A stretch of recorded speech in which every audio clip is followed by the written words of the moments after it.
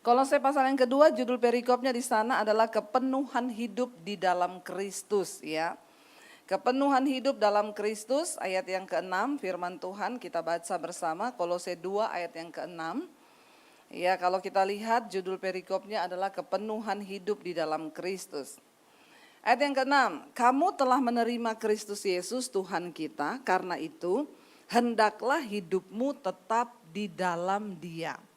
Saya mau tanya, yang sudah menerima Yesus sebagai Tuhan dan Juru Selamat, tolong angkat tangan. Karena tidak semua orang Kristen itu sudah menerima Yesus. Ada yang hanya beragama ikut-ikutan. Tapi kita secara pribadi perlu berdoa pribadi, Tuhan, aku menerima Engkau sebagai Tuhan dan Juru Selamatku. Karena aku sadar bahwa Engkaulah satu-satunya Juru Selamat di dalam hidupku. Katakan, amin. Saya baru pulang dari Gorontalo, saudara. Kemarin ada seminar hamba-hamba Tuhan dan juga ada KKR. Kita tahu Gorontalo itu kota hijau. Ya, saya dengar hanya 3% kayaknya penduduknya yang Kristen. Dan susah sekali, mau bikin KKR tantangannya justru datang dari orang Kristen sendiri. Hamba-hamba Tuhan, pendeta yang ngomong, itu ngapain bikin kayak begitu-begitu. Makanya kemarin saya sampaikan di sana bagaimana kita bisa menuai kota, bagaimana kita bisa menuai bangsa. Kalau ya orang Kristen sendiri, gereja sendiri saya dipecah-pecah di dalamnya. Ya, perpecahan terjadi sehingga penuaian itu nggak mungkin bisa besar terjadi. Tantangannya bukan datang dari orang luar, dari orang Kristen. Ya, dan saya bersyukur di tengah KKR maju orang pakai jilbab. Ya, ada orang-orang yang bukan Kristen, mereka mengaku kami Buddhis, Bu. Tapi kami ikut khotbah Ibu di YouTube, pakai jilbab, minta didoakan, menerima Tuhan Yesus sebagai Tuhan dan Juru Selamat. Dan ikut KKR. Makanya saya bilang kalau orang Kristen, gereja tidak membuka diri, maka Tuhan akan ambil orang-orang dari luar. Ya, saudara, tidak semua orang di dalam gereja itu sudah menerima Yesus. Karena masalah menerima Yesus itu masalah hati. Bukan karena kita terima agama dari orang tua lalu kita jadi Kristen lalu kita ke gereja. No. Ya, menerima Yesus itu harus kesadaran penuh. Kemarin saya pulang dari Israel, anak saya dibaptis di Israel. Semua pada ngomong, loh anaknya Bu Debbie baru dibaptis. Yes, saya tidak pernah memaksa mereka untuk dibaptis. Karena Alkitab berkata baptisan itu dengan kesadaran, berilah dirimu dibaptis.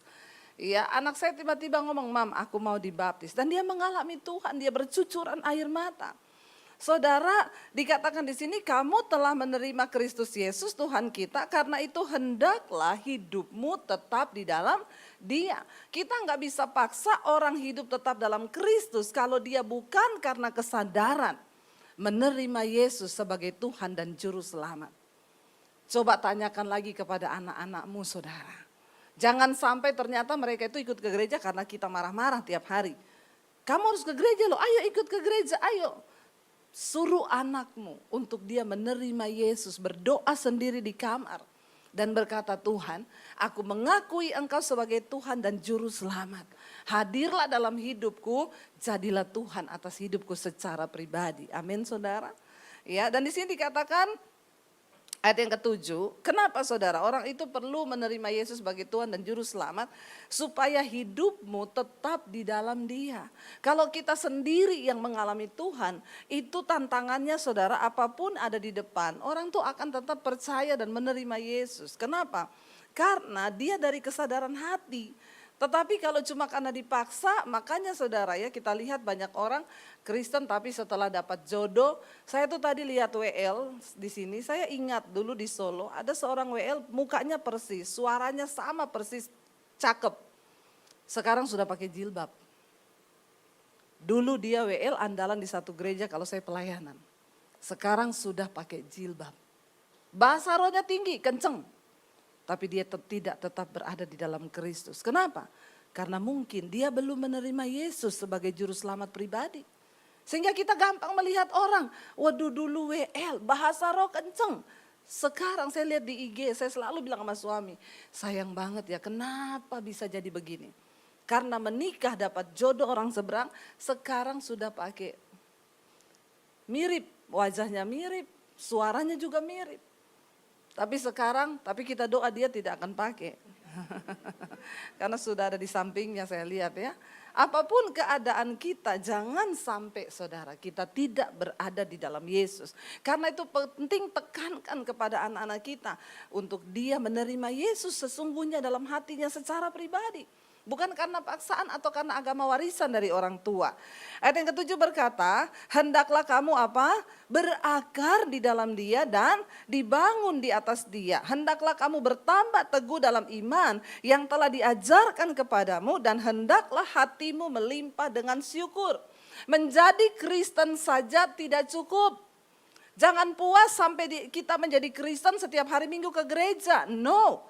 Ayat ini berkata kita harus berakar di dalam Kristus. Ya saudara, pohon itu kuat atau tidaknya sebuah pohon itu ditentukan dari akar. Ya, toge itu nggak bisa jadi pohon yang kuat, dia cuma dalam waktu semalam. Ya, karena memang nasibnya juga cuma 1 hari. Iya kan, nggak ada toge sampai tahunan kan. Cuma 1 hari ditanam semalam, habis itu besok dijual, dimakan, selesai. Kualitas sebuah pohon itu sangat ditentukan dari akar.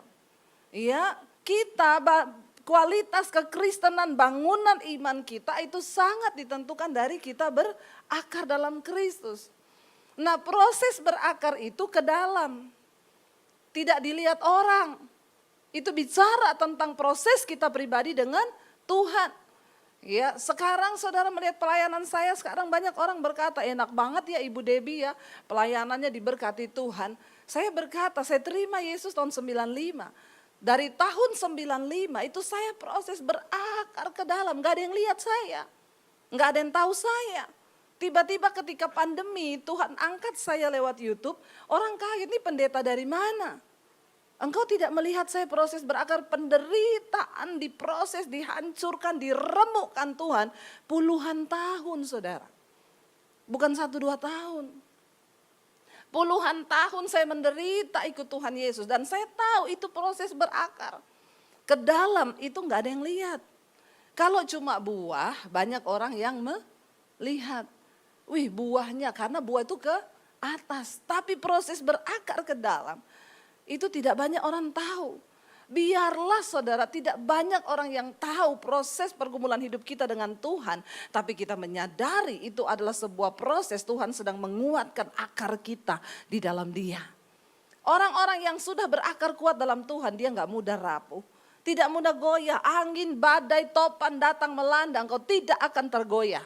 Taruh iman dan percayamu kepada Tuhan. Jangan taruh kepada sesuatu yang berubah. Saudara, dunia ini semakin berubah. Ya, kita dengar tantangan ke depan, ya 2023 tahun ke-8.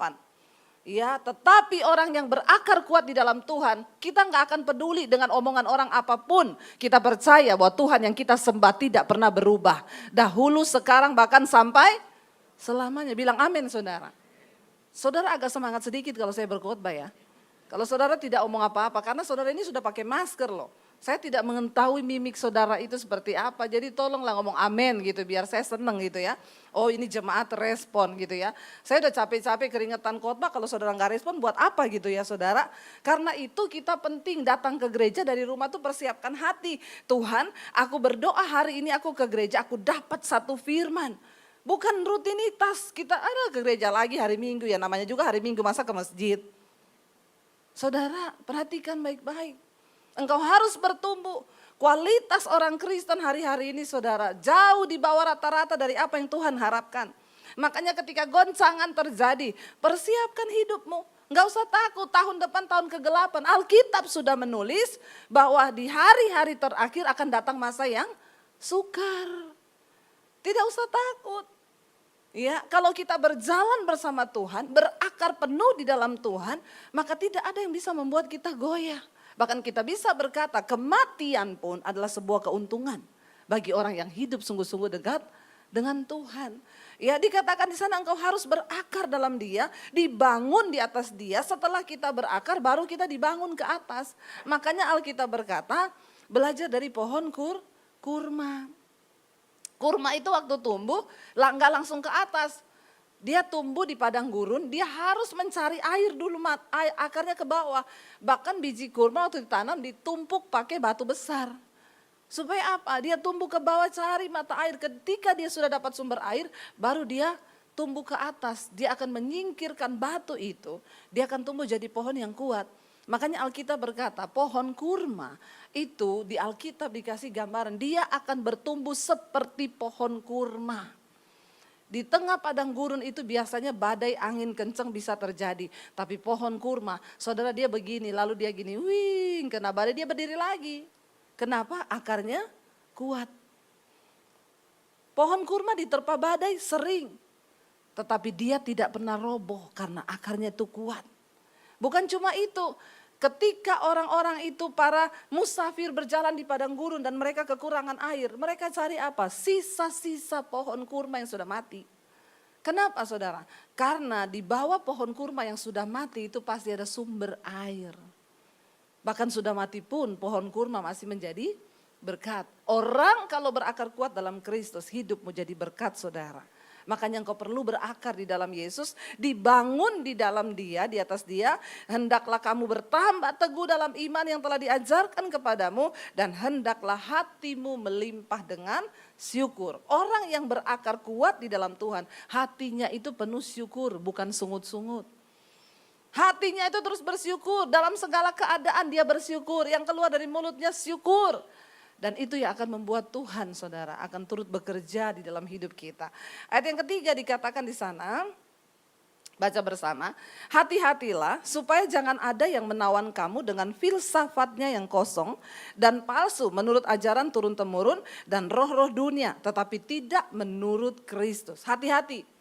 Sekarang banyak pengajaran-pengajaran yang menyesatkan.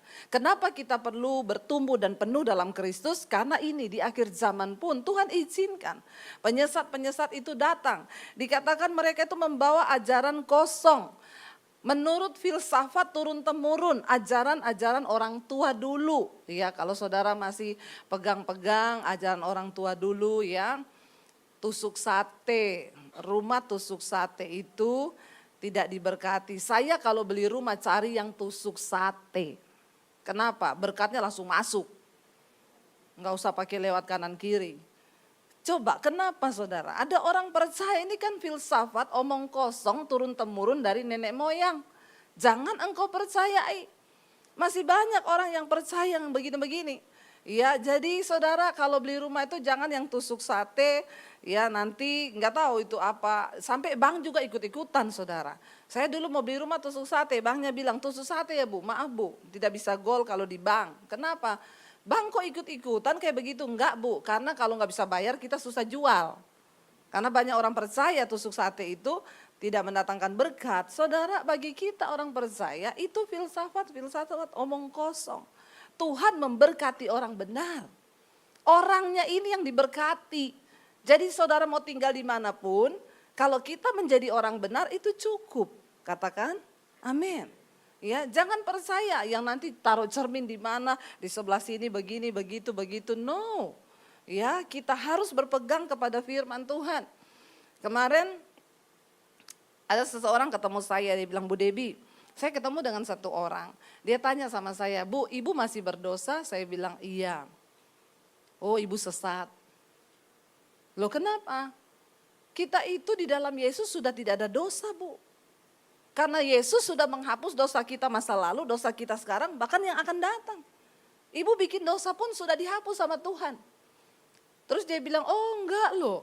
Ya saya tuh suka dengar khotbahnya Bu Debbie di mesbah doa kalau malam itu. Katanya kitanya harus bertobat tiap jam, tiap menit, tiap detik. Oh jangan dengar Bu Debbie, itu pendeta perjanjian lama. Saudara mengerikan ya, saya bilang ibu suruh dia baca di perjanjian baru. Yesus berkata kalau engkau berkata bahwa engkau tidak berdosa, engkau menjadikan Yesus pendusta. Semua kita masih berdosa. Karena itu kita butuh Tuhan, kita butuh anugerah Tuhan. Tapi pengajaran-pengajaran yang begini ada saudara. Enggak usah Bu, ibu ngapain bertobat. Tidak perlu lagi pertobatan. Dan kita ini sudah ditanggung, bahkan dosa yang belum kita lakukan sudah ditanggung. Makanya banyak orang selingkuh, karena sudah ditanggung sama Tuhan. Ini pengajaran-pengajaran yang sangat menyesatkan, saudara. Dan banyak orang akhirnya termakan keterima, iya juga ya, betul ya, Tuhan kan sudah mati untuk dosa kita sampai yang akan datang. Saya bilang ya memang Tuhan mati untuk dosa kita yang akan datang. Tapi bukan artinya engkau bermain-main dengan dosa. Tuhan tidak bisa ditipu. Jangan bermain-main dengan kasih karunia Tuhan, itu sangat mahal harganya. Ya, tapi ini banyak sekarang, saudara. Makanya engkau harus penuh dalam Kristus. Ayat yang ke-9 dikatakan, sebab dalam Dialah berdiam secara jasmania seluruh kepenuhan kealahan itu di dalam Yesus, saudara. Ya, dan kamu telah dipenuhi di dalam Dia. Dialah kepala seluruh pemerintah dan penguasa. Yesus itu kepala dari pemerintah dan segala penguasa. Dan dikatakan di sana, dalam Dia kamu telah disunat, bukan dengan sunat yang dilakukan oleh manusia, tetapi dengan sunat Kristus yang terdiri dari penanggalan akan tubuh yang berdosa. Zaman dulu bangsa Israel harus disunat secara fisik ya, supaya mereka sah dan layak diakui sebagai anak Allah. Tetapi Yesus datang, dikatakan ya kita ini adalah orang-orang yang bersunat. Bukan disunat secara fisik, tetapi bukan secara sunat manusia, tetapi dengan sunat Kristus yang terdiri dari apa? Penanggalan akan tubuh yang berdosa. Orang yang menyebut dirinya Kristen, anak Allah, anak Tuhan, wajib menanggalkan semua tubuhnya yang berdosa. Ya, Yesus berkata, kalau tanganmu membuat engkau berdosa, potong tanganmu, lebih baik engkau masuk surga tanpa tangan. Kalau kakimu membuat engkau berdosa, potong kakimu, lebih baik engkau masuk surga tanpa kaki. Jika matamu membuat engkau berdosa, congkel matamu, lebih baik engkau masuk surga tanpa mata daripada dengan utuh tapi engkau masuk ke neraka.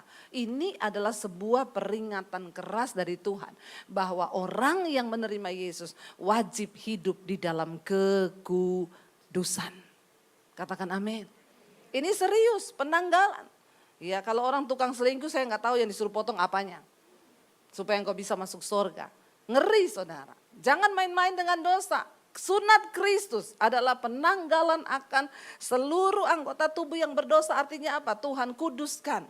Ya, tanganku, kuduskan hatiku, kuduskan mataku. Supaya tubuhku ini, anggota-anggota tubuhku tidak aku pakai untuk melakukan dosa. Tetapi hidup dalam kebenaran dan kekudusan. Ayat yang ke-12 saudara dikatakan di sana, ayat yang ke-12,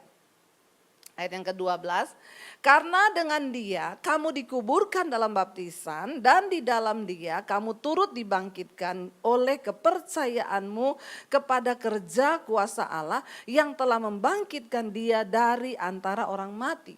Saudara, semua kita yang sudah dibaptis dikatakan kita ini sudah dikubur di dalam baptisan dan oleh iman kita juga sudah dibangkitkan oleh kepercayaan kita kepada kerja kuasa Allah. Ya, sehingga kita ini dibangkitkan dari antara orang mati. Berapa banyak di sini yang belum dibaptis? Ada yang belum dibaptis? Semua sudah dibaptis ya, puji Tuhan. Ya, saudara, kemarin saya ke Israel karena puji Tuhan, ya jemaat Mesbah Doa itu terdiri dari berbagai gereja. Jadi kemarin 125 orang kita berangkat, itu pun banyak yang tidak bisa berangkat karena ya saya hanya iklan 2 minggu di Mesbah Doa yang daftar ratusan, saudara. Dan saya bersyukur banget yang ikut itu ada dari HKBP, dari Katolik ya. Dari berbagai gereja kita itu di sana. Sampai di sana beberapa orang itu bertanya kepada saya, Bu, ya, ini kan banyak yang mau dibaptis nih Bu, ya, apakah kita ini dibaptis salah Bu? Kita kan dulu sudah dibaptis waktu kecil secara percik. Saya bilang kepada mereka, kenapa Yesus harus dibaptis, saudara? Salah satu alasan yang paling utama untuk menggenapi nubuatan dari firman Tuhan. Yang kedua, Yesus dibaptis untuk memberikan kepada orang Kristen itu teladan cara baptisan yang benar. Karena kita harus mengikuti teladan Kristus. Mereka bilang kita kan sudah dibaptis waktu kecil. Waktu kecil itu bukan baptisan, itu penyerahan. Anda sebagai anak diserahkan oleh orang tua kepada Kristus. Kenapa saya berkata kecil itu bukan baptisan? Karena Alkitab mencatat orang dibaptis di Alkitab tuh harus yang sudah dewasa pertama. Yang kedua, dia memberi diri, dikatakan berilah dirimu, bertobatlah dan berilah dirimu dibaptis. Orang yang dibaptis itu yang pertama orang yang sudah bertobat.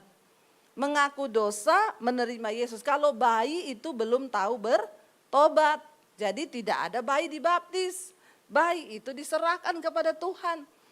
Jadi kita harus melakukan seperti yang Yesus ajarkan.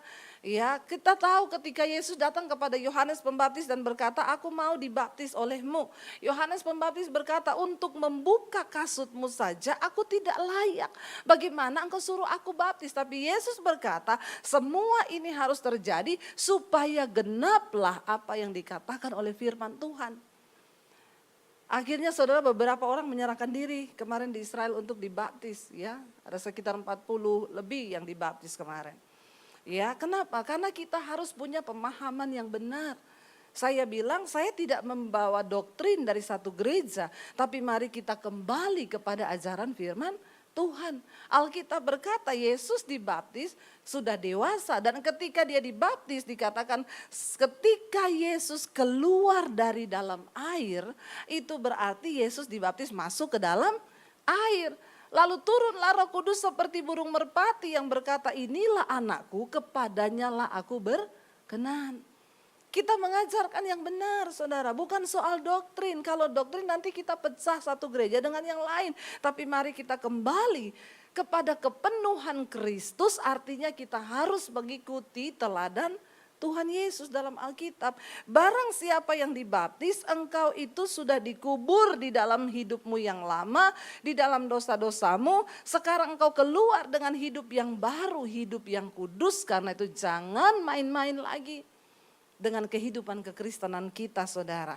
Dikatakan di sini ya bahwa kamu yang sudah dibaptis, kamu dibangkitkan oleh kepercayaanmu kepada kerja kuasa Allah. Sebagai orang yang hidup dalam Tuhan Yesus, kita harus mengalami kuasa Tuhan saudara. Jangan kita rugi ikut Tuhan tapi gak pernah mengalami kuasa Tuhan. Kita ikut Yesus tapi gak pernah melihat mujizat. Kita ikut Yesus tapi kita gak pernah lihat kuasanya itu bekerja dalam hidup kita. Ya, saya mendengarkan begitu banyak kesaksian orang-orang yang mengalami kuasa Tuhan. Waktu mereka mulai belajar sungguh-sungguh hidup dalam firman Tuhan. Mari kita mau sungguh-sungguh hidup ya saudara, anak-anak kita. Saya tuh kemarin ketemu seseorang di Gorontalo. Dia bilang gini, "Bu, saya tuh sedih ya.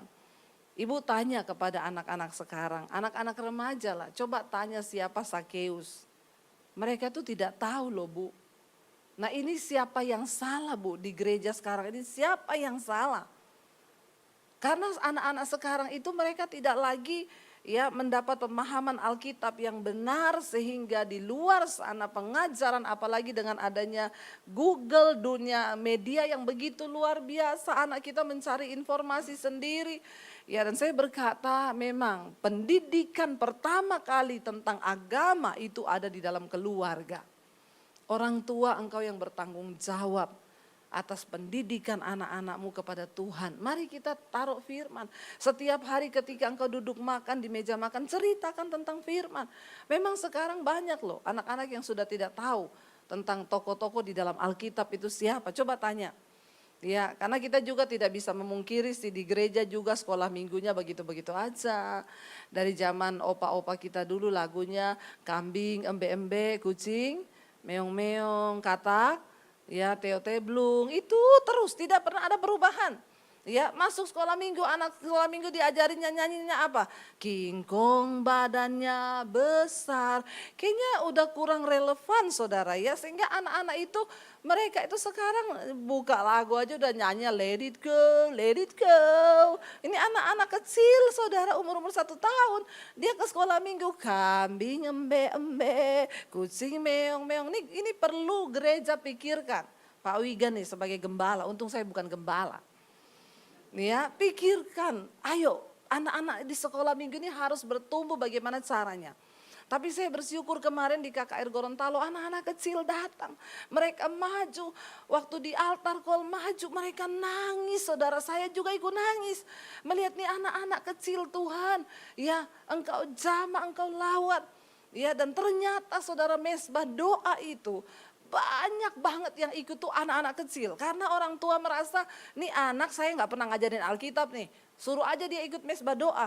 Jadi saudara, anak-anak kecil itu, bahkan ada orang bersaksi sama saya, Bu, anak saya umur 8 tahun. Tiap malam sudah duduk di tempat tidur jam 8, sudah pegang Alkitab, udah teriak, Mami, Papi, cepat udah memulai mesbah doa. Wow, saya melihat bahkan ada anak-anak kecil yang WA ke saya. Ibu Debbie, saya anak umur 7 tahun, Ibu. Dia baru belajar nulis, baru Ibu tolong doakan ya supaya papa saya dipulihkan. Saya itu tiap hari dengar mesbah doa. Wow saudara, saya melihat ya, jadi kita harus berdoa nih apalagi gereja ya supaya anak-anak kita tuh bertumbuh. Untuk anak-anak remaja, teens, jangan dilepas begitu aja. Ya, mereka diajarkan firman yang benar. Ya, sehingga kalau cuma kumpul-kumpul tanpa arah, tanpa ini juga bahaya loh saudara, sehingga banyak ya iman mereka itu tidak kuat dan mereka tidak lagi mengalami Tuhan. Makanya ada anak sekolah minggu tanya mamanya, kamu tadi di sekolah minggu belajar apa? Ceritanya seru mah. Musa bawa bangsa Israel keluar dari Mesir. Sampai di laut Musa ambil handphone mah, Musa telepon mah untuk suruh kirim helikopter. Mamanya bilang itu cerita gak kayak gitu mama, gue cerita yang asli yang kayak gini aja mama gak percaya. Apalagi kalau aku cerita yang kayak diceritain guru sekolah minggu itu. Masa laut dibelah menjadi jalan, hello. Itu terjadi hari ini, kenapa?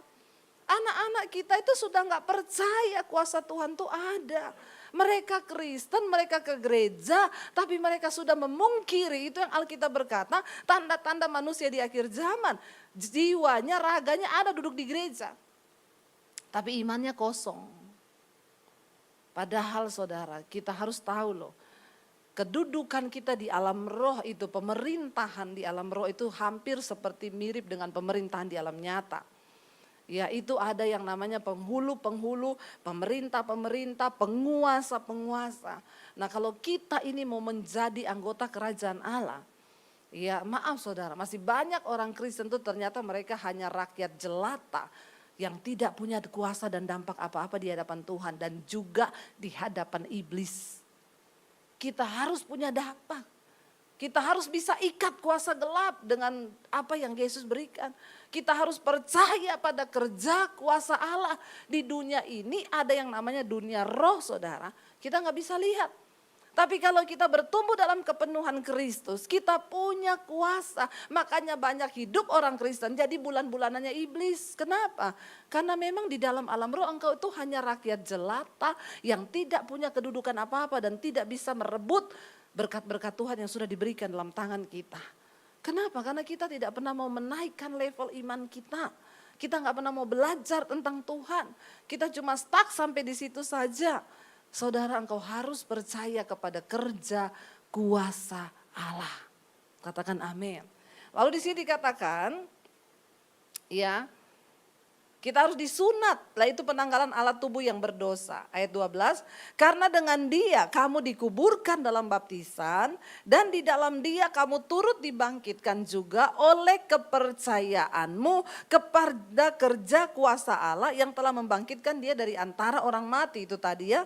Ayat 13, kamu juga meskipun dahulu kamu mati oleh pelanggaranmu dan oleh karena tidak disunat secara lahiriah, telah dihidupkan Allah bersama-sama dengan dia sesudah ia mengampuni segala pelanggaran kita. Kita ini semua dulu orang yang mati.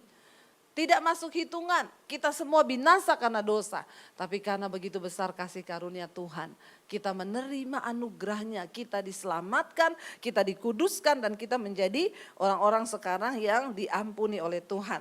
Ayat 14, dengan menghapuskan surat hutang yang oleh ketentuan-ketentuan hukum mendakwa dan mengancam kita. Dan itu ditiadakannya dengan memakukannya pada kayu salib. Ya kita bersyukur surat-surat hutang kita sudah dibayar lunas sama Tuhan. Karena itu jangan hutang lagi. Amin. Orang Kristen itu sudah dilunasi dosanya tapi dia bikin surat hutang baru. Jangan saudara, dikatakan di sini dengan menghapus surat hutang yang oleh karena ketentuan hukum Taurat kita tidak layak mendapatkan keselamatan.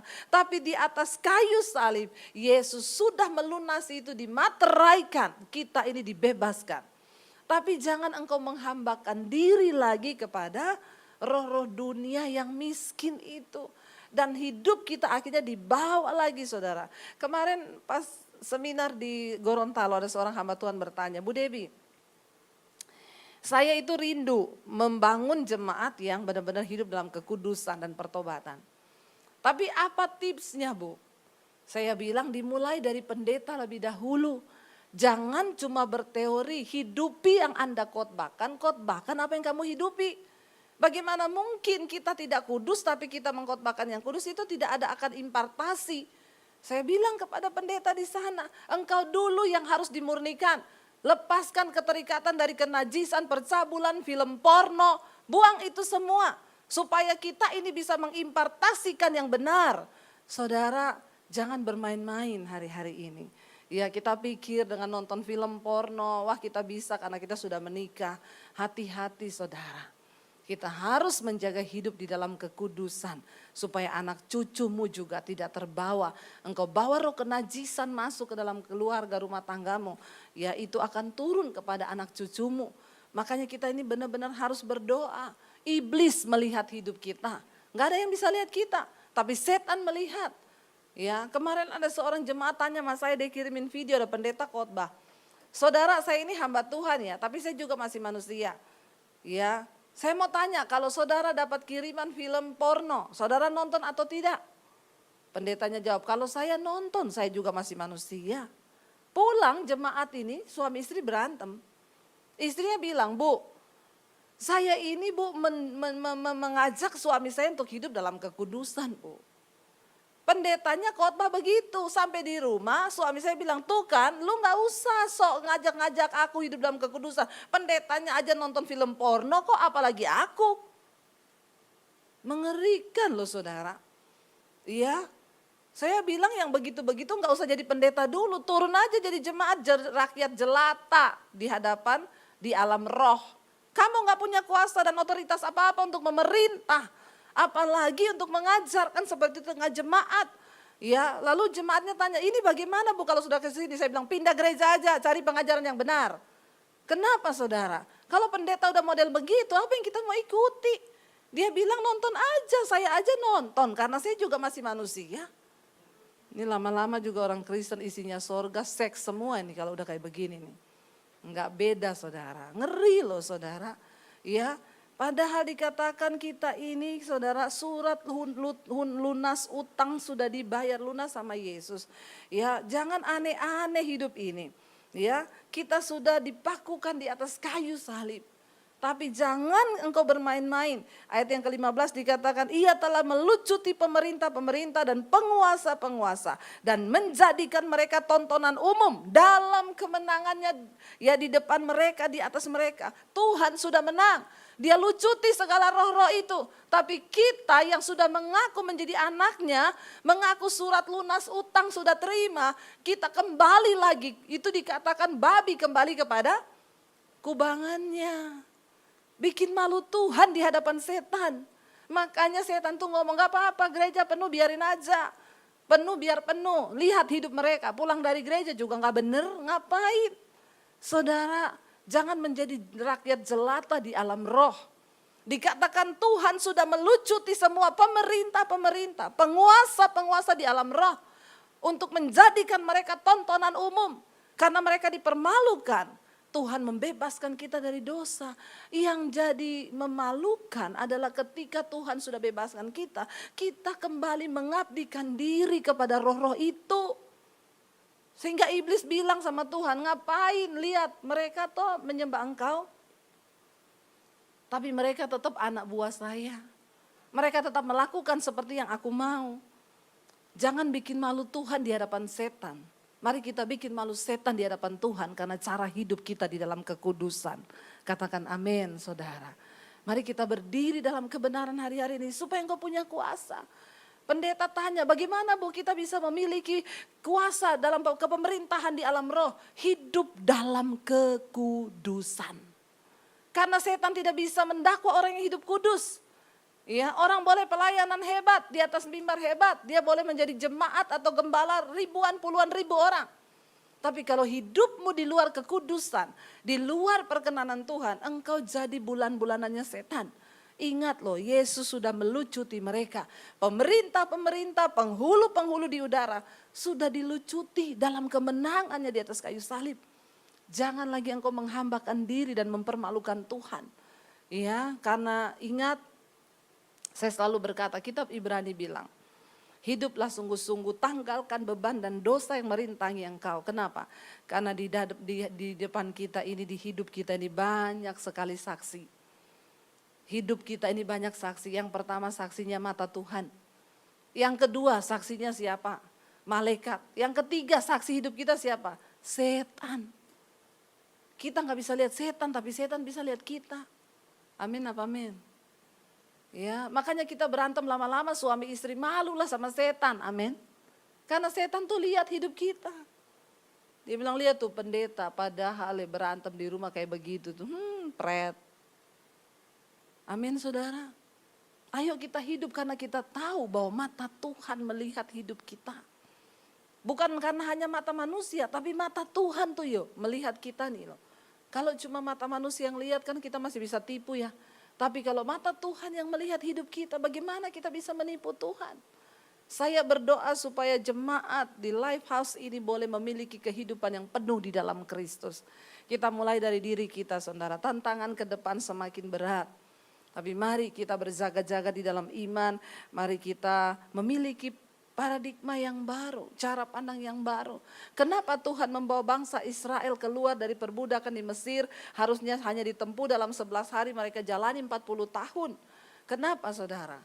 Karena Tuhan ingin memproses bangsa itu, supaya ketika mereka masuk di tanah perjanjian, mereka masuk dengan cara dan pola pikir yang baru. Mereka masuk dalam hidup yang baru. Untuk apa mereka masuk ke tanah perjanjian? Kalau mereka masih masuk dengan hidup yang lama. Ngapain Tuhan berikan mereka tanah perjanjian? Mereka harus bertempur melawan orang Kanaan, buat apa? Toh juga kalau hidupnya sama dengan orang Kanaan yang ada di situ, buat apa? Tuhan berkata, sebelum engkau masuk ke tanah itu, basmi habis semua orang Kanaan. Jangan ada satupun yang engkau tinggalkan. Karena nanti mereka akan mempengaruhi cara hidupmu. Dan engkau akan hidup menurut cara bangsa-bangsa yang tidak mengenal Allah. Kenapa saudara?